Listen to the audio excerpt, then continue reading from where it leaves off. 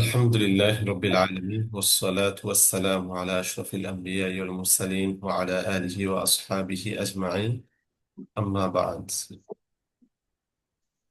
আজকে আমরা পড়ব কোরআন মাজিদের সূরাতুন নিসার সর্বশেষ আয়াত 176 নম্বর আয়াত। তার মানে সূরাতুন নিসাতে কয়টি আয়াত আছে বলেন তো? 76 176। 76টি আয়াত আছে। সর্বশেষ আয়াতটা মোটামুটি একটু বড় আছে, তো আমরা এখান থেকে পড়বো। এখান থেকে একটু পড়েন তো দেখি। بسم الله الرحمن الرحيم. يستفتونك في الكلالة، قل الله يفتيكم في الكلالة إن امرؤ مرفوع بفعل يفسره هلك مات ليس له ولد أي ولا والد، وهو الكلالة. آه، وله أخت من أبوين أو أبي فلها نصف ما ترك وهو أي الأخ كذلك يرثها جميع ما تركت إن لم يكن لها ولد، فإن كان لها ولد ذكر فلا شيء له، أو أنثى فله آه، ما فضل من نصيبها، ولو كانت الأخت أو أخت أو الأخ من أم ففرضه السدس كما تقدم أول السورة. فإن كانتا أي أختان اثنين أي فصاعدا، لأنها نزلت في جائر وقد مات عن إخوات فلهما الثلثان مما ترك. আচ্ছা, দেখেন 176 নম্বর আয়াতে আল্লাহ সুবহানাহু ওয়া তাআলা মিরাসের আলোচনা করেছেন। কিসের বলেন? মিরাস। উত্তরাধিকার সূত্রে সম্পদ পাওয়ার বিষয়ে আলোচনা হয়েছে। তো এই আয়াতের পূর্বেও সূরা নিসার শুরুর দিকে আল্লাহ সুবহানাহু ওয়া তাআলা আলোচনা করেছিলেন কিসের? ওখানে শুরুতেও তিনি এই যে আপনার মিরাসের আলোচনা করেছেন, তবে ওই আলোচনাটা পরিপূর্ণ পায় নাই। এই আয়াতের মাধ্যমে আল্লাহ তাআলা মিরাসের আলোচনাকে পূর্ণতা দান করেছে। এই জন্য বলা হয়ে থাকে যে এই আয়াতটা হচ্ছে মিরাজের সর্বশেষ ইউসিকুমুল্লাহ। আয়াত। ঠিক আছে? জি। পূর্বে আমরা পড়েছিলাম, মনে আছে কিনা, ইউসিকুমুল্লাহু ফি জি, আওলাদিকুম লিযযাকারি মিসলু ইউসিকুমুল্লাহু ফি হাজ্জিল আওলাদিকুম উনসায়াইন। উনসাইয়্যিন। এখানে আল্লাহ তাআলা মিরাসের লম্বা আলোচনা করেছেন। ঠিক আছে?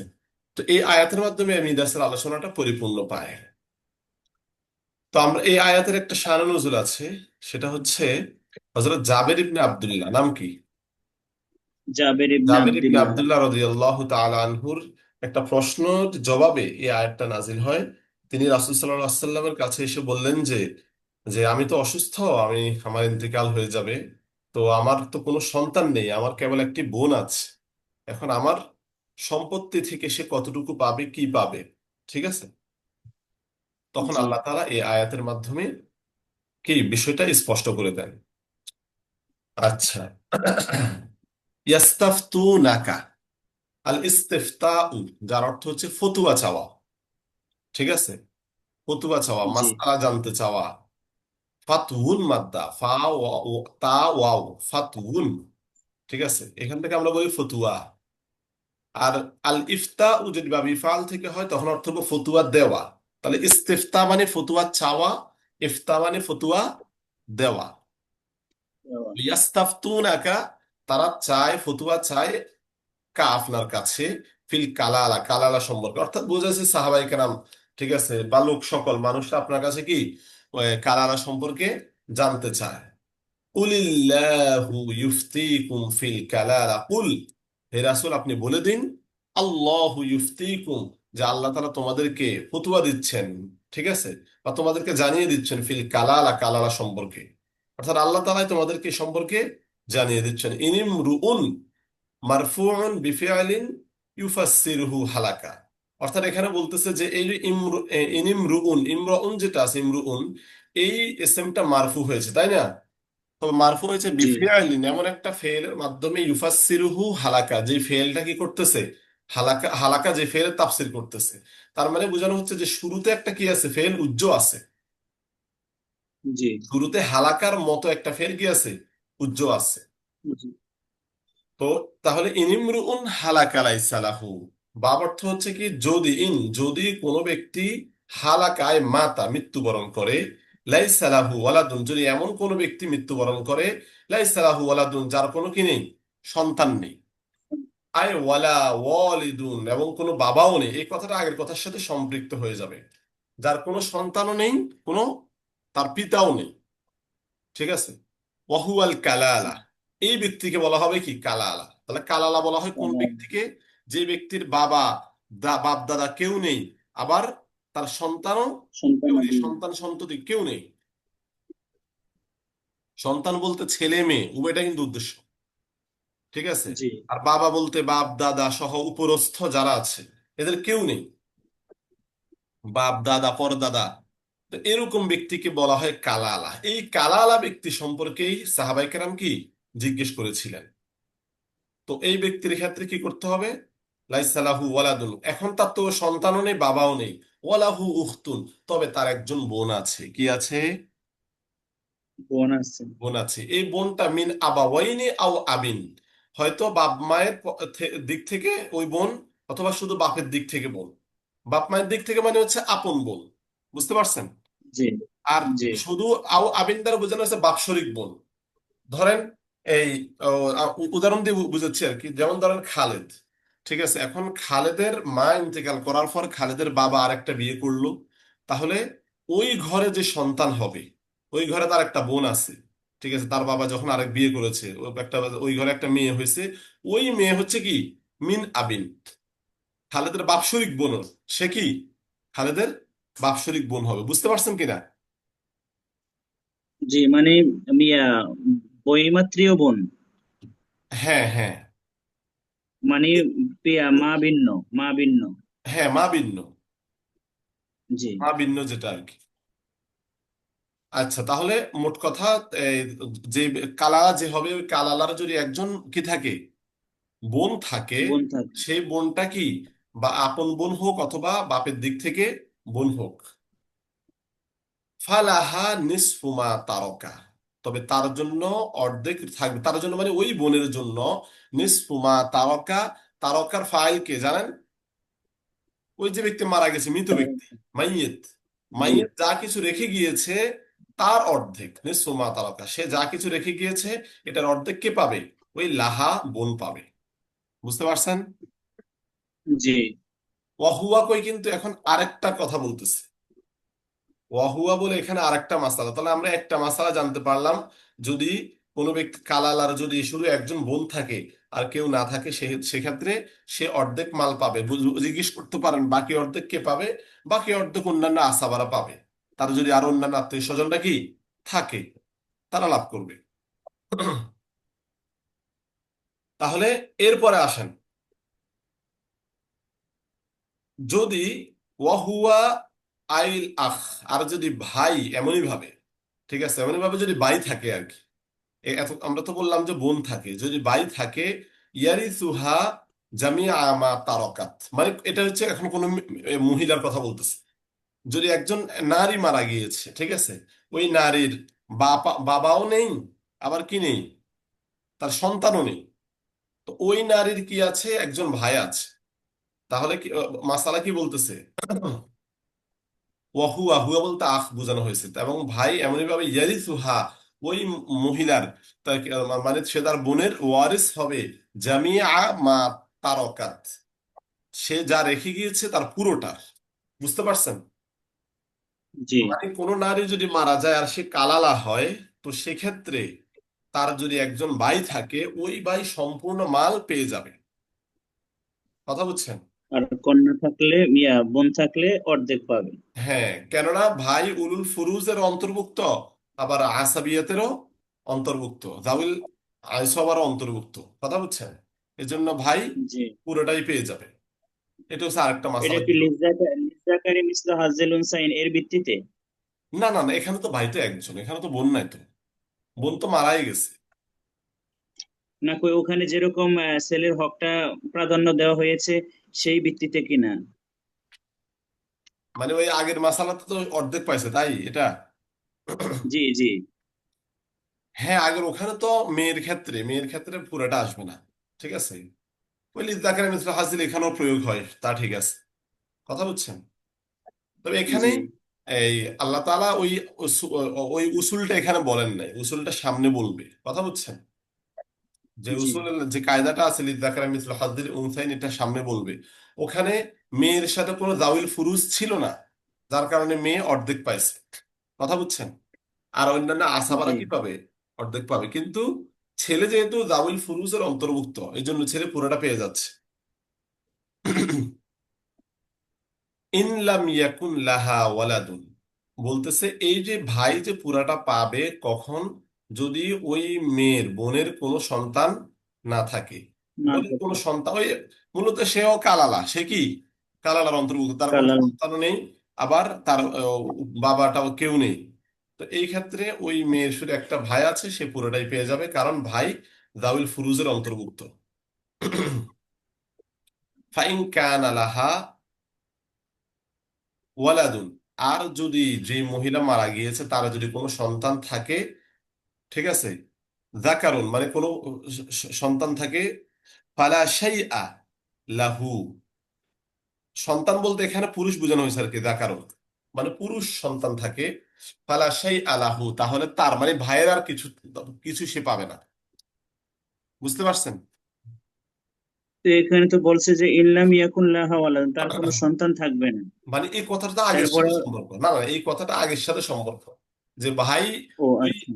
মাই মৃত মহিলার মহিলার ভাই পুরোটা পাবে কখন, যদি তার কোনো সন্তান না থাকে। আর যদি ভাই কান আলাহা, এটা তো হচ্ছে তাফসীর, কারণ আয়াতের মধ্যে তো এটা নাই, জি এখানে বলতেছে আর যদি তার কোনো পুরুষ সন্তান থেকে থাকে, ফালা শাই আলাহু আইলিল আখ, তাহলে ভাই কিছুই পাবে না। আও উনসা, অথবা যদি ওই মহিলার কোনো মেয়ে থাকে, ফালাহু মা ফুদিলা মিন নাসিবিহা, তাহলে তার এই নসিব থেকে, ঠিক আছে, মানে তার অংশ দেওয়ার পর যা অতিরিক্ত থাকবে, এটাই ওই ভাইয়ে লাভ করবে। বুঝতে পারছেন? কারণ ভাই জি যে, সেও তো কি এই আসাবার অন্তর্ভুক্ত, কথা বুঝছেন? এই জন্য জি এই যদি ওই মহিলার কোনো মেয়ে সন্তান থাকে, ঠিক আছে, যদি তার কোনো মেয়ে হুম, সন্তান থাকে, তাহলে ওই পুরুষের জন্য, ভাইয়ের জন্য বলতেছে আর কি, মেয়ের যে ভাই আসলে মেয়েদের যে ভাই ছিল, ওই ভাইয়ের জন্য তখন কি জি থাকবে? ও মেয়ের অংশ নেওয়ার পরে যেটা বাকি থাকবে, মা ফুদিলা, মেয়ের অংশ থেকে যা অংশ নেওয়ার পর, মেয়ে তার অংশ নেওয়ার পর যা কিছু বাকি থাকবে, সেটা কি ওই ভাই লাভ করবে। বুঝতে পারছেন? জি ওয়ালাউ কানাতিল উখতু আউল আখু মিন উম্মিন, আর যদি বোন অথবা ভাই থাকে, ঠিক আছে, মিন উম্মিন মায়ের দিক থেকে, মানে মা শরিক। বুঝতে জি পারছেন? যদি মা জি শরিক ভাই অথবা বোন থাকে, কার, ওই যে কালালার, ঠিক জি। আছে, পাফার দহু সুদুসু, তবে তার অংশ হবে কি? এক ষষ্ঠাংশ। হ্যাঁ, মানে এই ভাই এবং বোন, মা শরিক ভাই এবং বোন পাবে, সুদুস পাবে তারা। কামা তাকদ্দামা আউওয়ালা সূরাতিন, সূরার শুরুতে যেটা মোকদ্দমা আছে, অর্থাৎ এই কথাটার আলোচনা কিন্তু সূরার শুরুতেও গিয়েছে, যেটা লেখক এখানে আবার তাকরার করলো আর কি। বুঝতে পারছেন? জি ফাইন কানাতা আইল উখতানে, আর যদি দুই বোন, ইসনাতাইনে যদি দুইজন হয় আর কি, মানে যদি বোন দুইজন হয়, এর আগে বলছে বোন যদি একজন হয়, লাহু উখতুন একজন বোনের কথা বলছে, এখন বলতেছে ফাইন কানাতা ইসনাতাইনে, যদি বোন দুইজন হয়, আও ফাসআইন অথবা এর চেয়েও বেশি, লিআন্নাহা নাযালাত ফি জাবিরিন, কেননা এই আয়াতটা তো জাবের ইবনে আব্দুল্লাহ, ওই যে একটু আগে বললাম জাবের ইবনে আব্দুল্লাহ হুম, রাদিয়াল্লাহু তাআলা আনহুর ক্ষেত্রে নাজিল হয়েছে। ওয়াকাদ মাতা আন আখাওয়াতিন, আর সে তো অনেক বোন রেখে মারা গিয়েছে, তার কোনো সন্তানও ছিল না, তার বাবাও জীবিত ছিল না। তো এই জাবের ইবনে আব্দুল্লাহ রাদিয়াল্লাহু তাআলা আনহুর ক্ষেত্রে আয়াতটা নাযিল হয়েছে। বুঝতে পারছেন? তার অনেক বোন ছিল, এখন জি। এরা কতটুকু পাবে? ফালাহুমা সুলুসানি মিম্মা তারাকা, ওই মৃত ব্যক্তি যা কিছু রেখে যাবে, তার সুলুসানি, অর্থাৎ দুই তৃতীয়াংশ, কত? দুই তৃতীয়াংশ। দুই তৃতীয়াংশ সে লাভ করবে। বুঝতে তিন পারছেন? ভাগের দুই অংশ। হ্যাঁ, তিন ভাগের দুই অংশ। ইয়েস ইয়েস, হ্যাঁ, আল আখ, ঠিক আছে, মানে ভাই যেটা রেখে গিয়েছে, ওই বোনদের ভাই আর কি, ভাই যেটা রেখে গিয়েছে তার সুলুসান তারা লাভ করবে। ওয়াইন কানু আইল ওয়ারাসাতু, যদি ওয়ারসা যারা ওয়ারিস যারা আর কি, ওয়ারিসরা যদি ইখওয়াতান যদি ভাই হয়, রিজালাও রিজালাও ওয়া নিসাআন, ঠিক আছে, অর্থাৎ এখানে বুঝাইছে যদি ওয়ারিশটা যদি ভাই বোন হয়, ঠিক আছে, পুরুষ মহিলা ভাই বোন হয়, অর্থাৎ শুধু এর আগে বলছে শুধু মহিলার কথা, তাই না? জি। শুধু মহিলার আলোচনা গেছে, শুধু পুরুষের আলোচনা গেছে, শুধু বোন আছে, শুধু ভাই আছে, এটারও আলোচনা গেছে। এখন বলতেছে যদি ভাই বোন উভয়ে থাকে, দোনোটাই আছে, ভাইও আছে বোনও আছে, কথা হলে ফালিয-যাকারি মিনহুম মিসলু হাযযিল উনসায়াইন, তাহলে তাহলে এই ভাই বোনরা লিয-যাকারি মিসলু হাযযিল উনসায়াইন কি করবে, পুরুষের জন্য থাকবে মহিলার ডাবল অংশ। এই নীতির ভিত্তিতে তারা ওই মা তারকা মাইয়ের যা কিছু রেখে যাবে এটা তারা ভাগ করে নেবে। বুঝতে পারছেন? জি। আচ্ছা। হুম। এরকম চারটা মাসালা, ওয়ারিশের মাসালা এখানে পাওয়া যায়। একটা হচ্ছে ওয়ালাহু উখতুন, এক বোন থাকে, এটার কথা বললাম। আরেকটা হচ্ছে ওয়াহুয়া আল আখ, যদি ভাই, ঠিক আছে, ভাই থাকে, এটার আলোচনা। আরেকটা হচ্ছে বোন দুইজন আছে, একজন না বা বেশি, দুই দুই অথবা তার বেশি আছে, এ 3 নম্বর মাসালা। 4 নম্বর মাসালা হচ্ছে ভাই বোন উভয়ে আছে, ঠিক আছে। জি। তো সেক্ষেত্রে আমাদের কি করতে হবে, এই সুরতগুলো অবলম্বন করতে হবে। আচ্ছা, চলেন। আর এই কথাগুলো হচ্ছে জেমনান, তাফসীরের মধ্যে মূল আয়াত অনুযায়ী আমরা মাসলা পাই কয়টা, চারটা মাসালা। কিন্তু এখানে তাফসীর মুফাসসির রহমাতুল্লাহ এখানে ভিতরে ভিতরে কিছু মাসআলা নিয়ে আসছে, কথা বুঝছেন, বুঝেন সুবিধার্থে আর কি। জি। কিন্তু মূল আয়াতের মধ্যে আমরা কয়টা মাসআলা পাই, মিরাসের চারটা মাসালা পাই। চারটা। ইয়াস। সামনে চলেন। শারাইউ দীনিকুম লিআল্লা আন তাদিল্লু, ঠিক আছে। উনসায়াইন কি বলছে এখানে, মিসলু হাযিল উনসা ইউবাইয়িনু লাকুম, যে আল্লাহ তাআলা তোমাদের জন্য বর্ণনা করতেছেন। কি বর্ণনা করতেছেন, শারাইআ দীনিকুম, তোমাদের দ্বীনের বিধানাবলী, দ্বীনের বিধানাবলী বর্ণনা করতেছেন। কেন, লি আল্লাহ আন তাদিল্লু, যাতে তোমরা পথভ্রষ্ট হয়ে না যাও, কারণ তোমরা উল্টাপাল্টা বন্টন করে একে অপরের উপর জুলুম করবে, যার হক যতটুকু তোমরা ওটা কি পরিপূর্ণ আদায় করবে না। এজন্য যাতে তোমরা পথভ্রষ্ট না হও, সেজন্য আল্লাহ তাআলা তোমাদের জন্য কি করতেছেন, দ্বীনের বিধানাবলী স্পষ্ট করে বর্ণনা করছে। ওয়াল্লাহু বিকুল্লি শাইইন আলিম, আর আল্লাহ তাআলা সবকিছু সম্পর্কে কি জানেওয়ালা। ওমিনহুল মিরাস, আর এই আয়াত থেকে মিরাসের ঘটনা কি উঠে আসে। روى الشيخان عن البراء أنها آخر آية نزلت أي من الفرائض। শাইখান বলতে ইমাম বুখারী এবং মুসলিম রহমতুল্লাহ আলাই, ওনারা বলতেছেন যে ওনারা বারা ইবনে আযিব রহমতুল্লাহ আলাইহি থেকে যে বর্ণনা, ঠিক আছে, সেই বর্ণনা তুলে ধরে তারা বলতেছেন যে আন্নাহা আখিরু আয়াতিন, যে এটাই সর্বশেষ আয়াত, নাজালাত আই মিনাল ফারাইদ, অর্থাৎ ফারাইজের ক্ষেত্রে, ফারাইজের এই যত আয়াত নাজিল হয়েছে এর মধ্যে কি সর্বশেষ আয়াত এটাই সাব্যস্ত করা হয়েছে। বুঝতে পারছেন? জি। ওই যে আমরা যে শানে নজুল কথা বলেছি, রাওয়াহুন নাসাই মিন তরিকিয়া উবাই আজ-জুবাইর আন জাবিরিন ক্বাল ইশতাকাইতু ফাদাখালা আলাইয়া রাসূলুল্লাহি সাল্লাল্লাহু আলাইহি ওয়াসাল্লাম, কথা বুঝছেন। জি। ফাকুলতু ইয়া রাসূলাল্লাহ,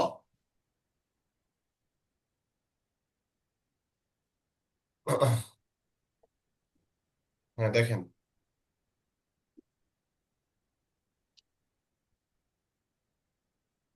আবার ইয়ে হয়ে গেছে।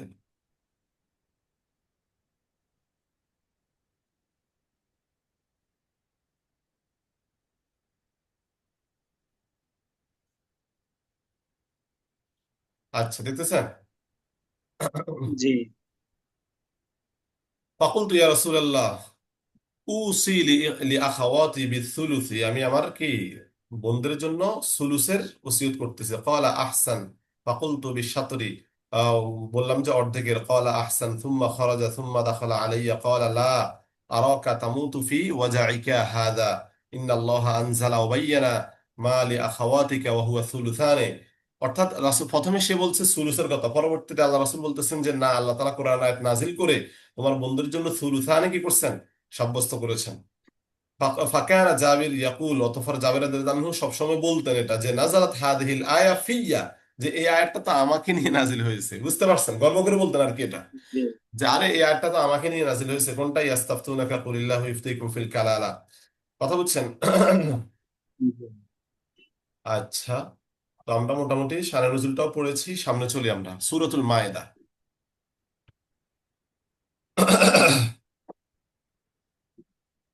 আচ্ছা, সূরাতুল মায়েদা হচ্ছে, এটা মাদানী সূরা। কি সূরা বলেন তো? মাদানী সূরা। মাদানী সূরা। কিতাবের মধ্যে লেখে যে মাদানী সূরার মধ্যে সবচেয়ে সব মানে সবচেয়ে সবার শেষে যে সূরাটা নাজিল হয়, সর্বশেষ যে সূরাটা নাজিল হয়, সেটা হচ্ছে এই সূরাতুল মায়েদা। এই সূরার মধ্যে সর্বশেষ আয়াতটা রয়েছে আল-ইয়াউমা আকমালতু লাকুম দীনাকুম ওয়া আতমামতু দিন। আলাইকুম নিআমাতি ওয়া রাদিতু লাকুমুল ইসলাম দীনা। ঠিক আছে? তবে কিতাবের মধ্যে এরকমও আছে যে মানে শেষ দিকে সূরা হিসাবে এটাকে সাব্যস্ত করা হয়েছে। আচ্ছা,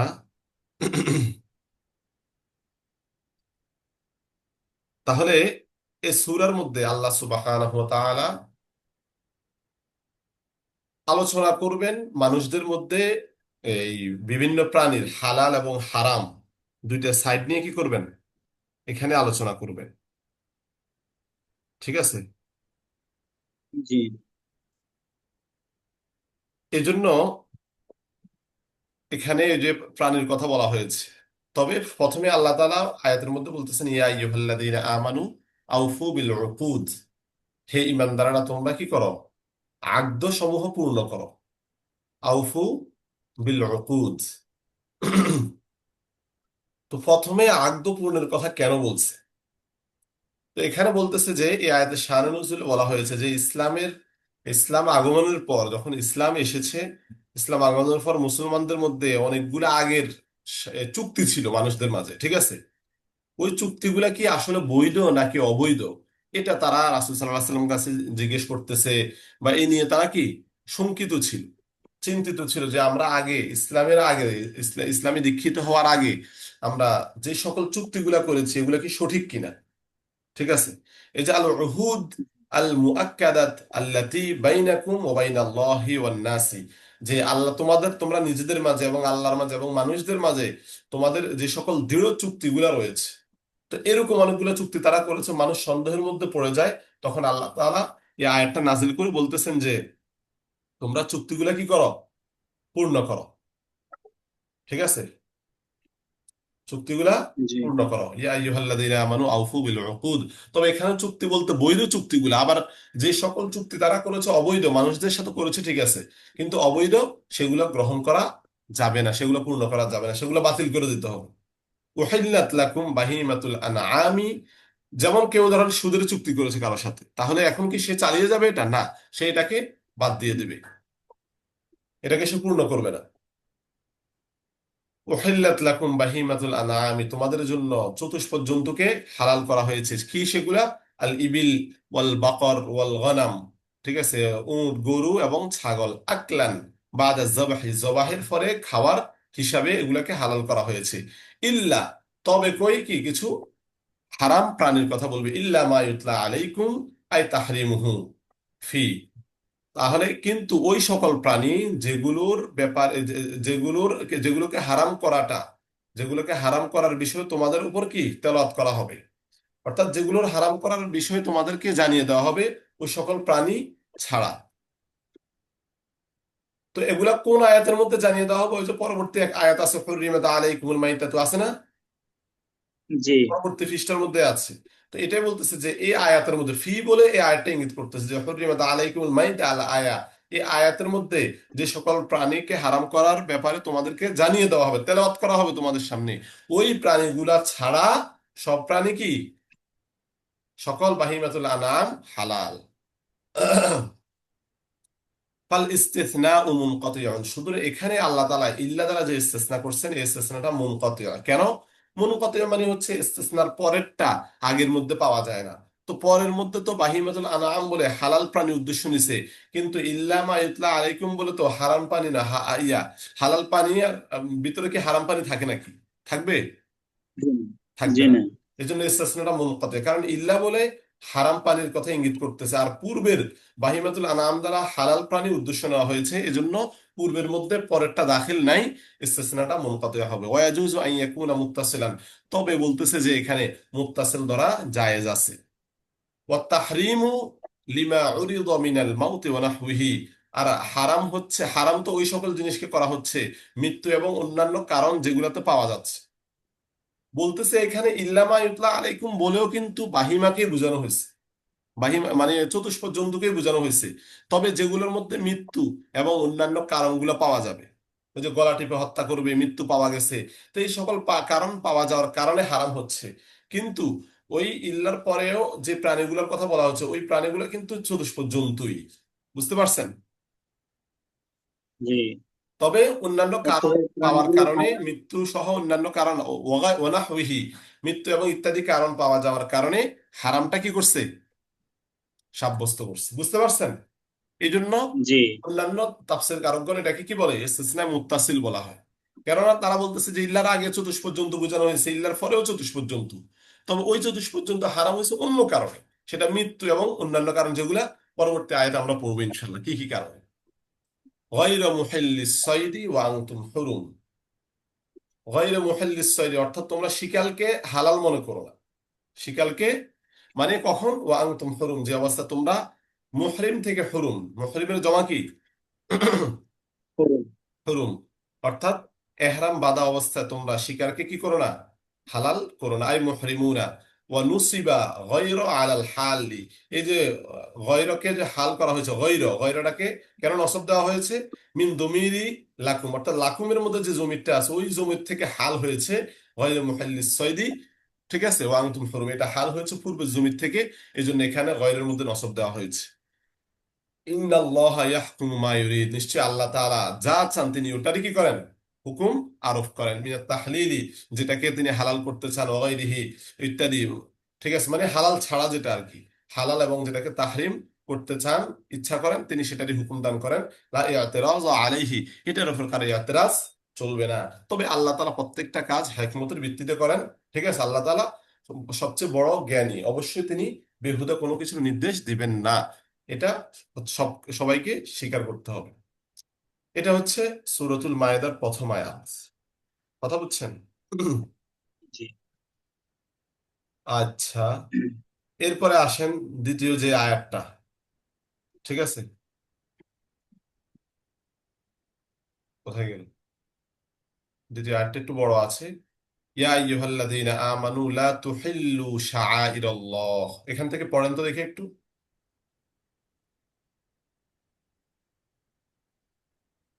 দেখা যায় না। হ্যাঁ, এখান থেকে পড়েন। يا أيها الذين آمنوا لا تحلوا شعائر الله جميع شعيرة، أي معالم دينه بالصيد في الإحرام. তারপরে কোন জায়গায় যাব? হুম, ও হ্যাঁ, এই লাইন এখানে, হ্যাঁ। ولا الشهر الحرام بالقتال فيه ولا الهدي ما إهدي إلى الحرم من النعم بالتعرض له، ولا القلائد جميع জমউ قلادة. কলাদাতিন। جمع قلادة وهي ما كان يقلد به من من شجر الحرم ليؤمنوا، أي فلا تعرض تتعرضوا لها ولا لأصحابها، ولا تحلوا آمنا آه، قاصدين إلى آمن البيت الحرام بأن تقاتلوهم. আচ্ছা, দেখেন দেখেন দেখেন, আয়াতটা অনেক বড় তো, আমরা জি। ইয়া আইয়ুহাল্লাযীনা আমানু, হে ঈমানদাররা, লা তুহিল্লু তোমরা অবমাননা করো না। আল ইহলাল মাদ্দা থেকে, আহাল্লা ইউহিল্লু অবমাননা করো না, অসম্মান করো না, শাআইরাল্লাহি জামউ শাঈরা, আই মাআলিমা দীনিহি, দীনিহির হারমানটা লফজাল্লার দিকে, অর্থাৎ আল্লাহর দ্বীনের যত নিদর্শনাবলী আছে এগুলাকে তোমরা কি করো না, অবমাননা করো না।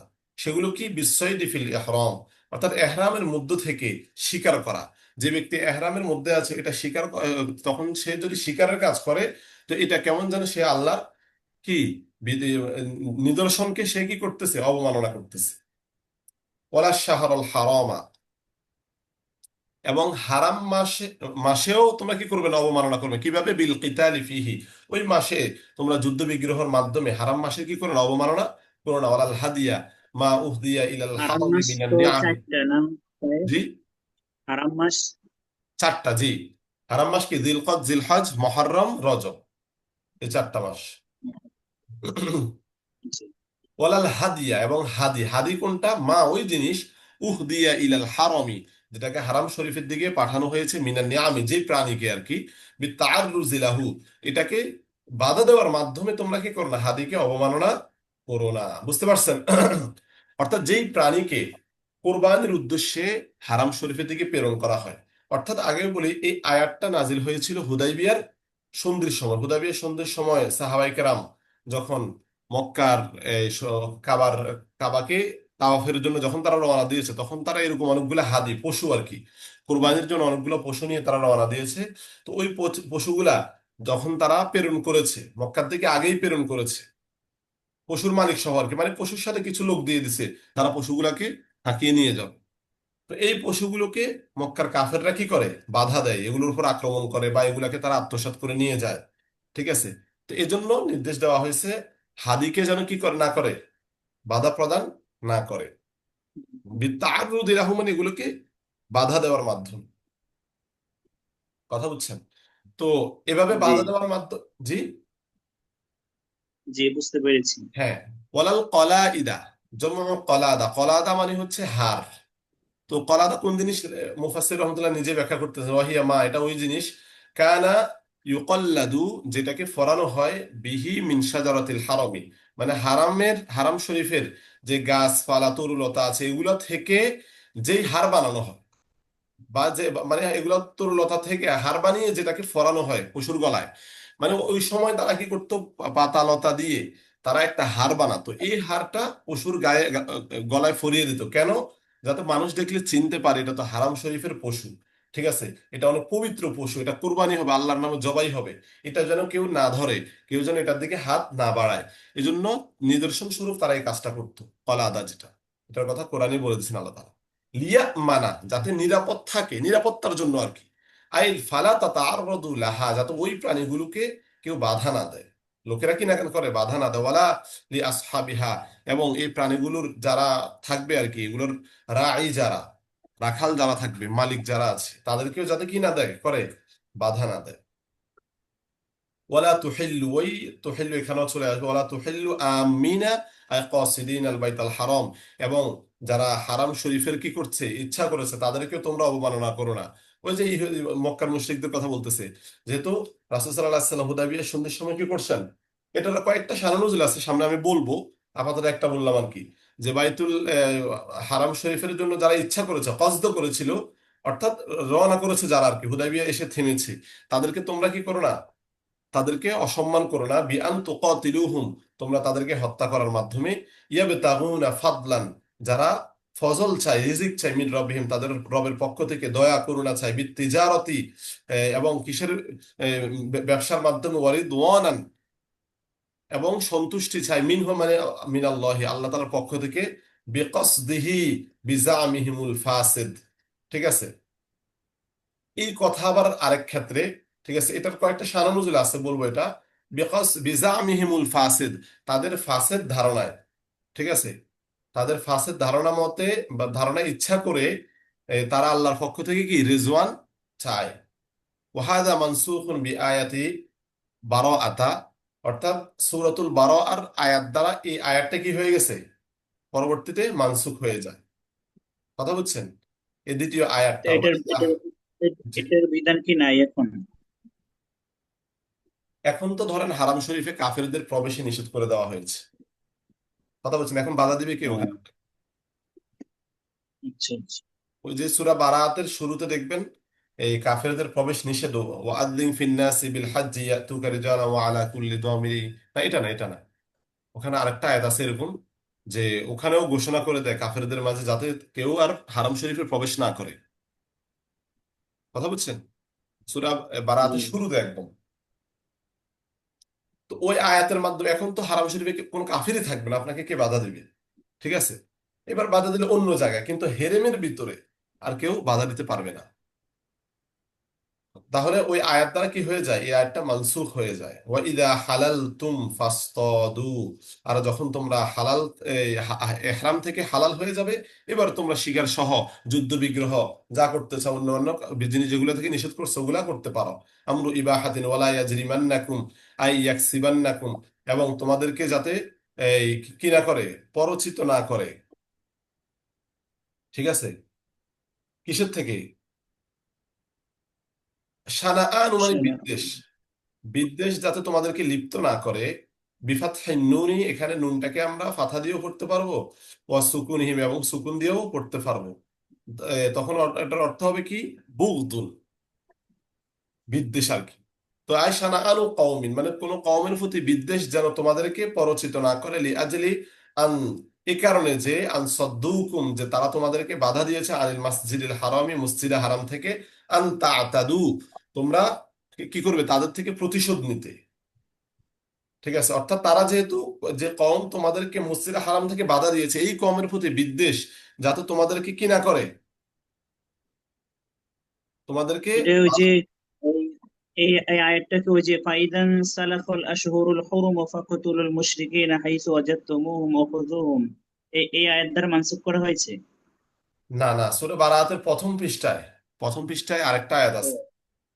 ওয়া আযানু মিনাল্লাহি ওয়া রাসূলিহি ইলান নাসি হাজ্জাল আকবারি, এটা হ্যাঁ হ্যাঁ হ্যাঁ, এটা এটা এটা। ইল্লাল্লাযীনা আহাদতুম মিনাল মুশরিকিন সুম্মা লাম ইয়ানকুসুকুম শাইআন। মানে এরা কেউ যেন কি হারাম শরীফের মধ্যে আর আসতে না পারে, কথা বুঝছেন? জি অথচ বর্তমানে দেখা যায় যে আরব কান্ট্রি গুলাতে এখন এই আমেরিকার এই বাহিনীদেরকে কি আশ্রয় দেওয়া হচ্ছে, হচ্ছে না? জি জি অথচ নাফাকে সৈন্যদেরকে আশ্রয় দেওয়া হচ্ছে, খ্রিস্টানদের মন্দিরে তো বানানো হয়েছে। আরব রাষ্ট্রে কোন জায়গায় বিভিন্নভাবে তারা এভাবে জায়গা দখল করতেছে বিভিন্ন জায়গায়।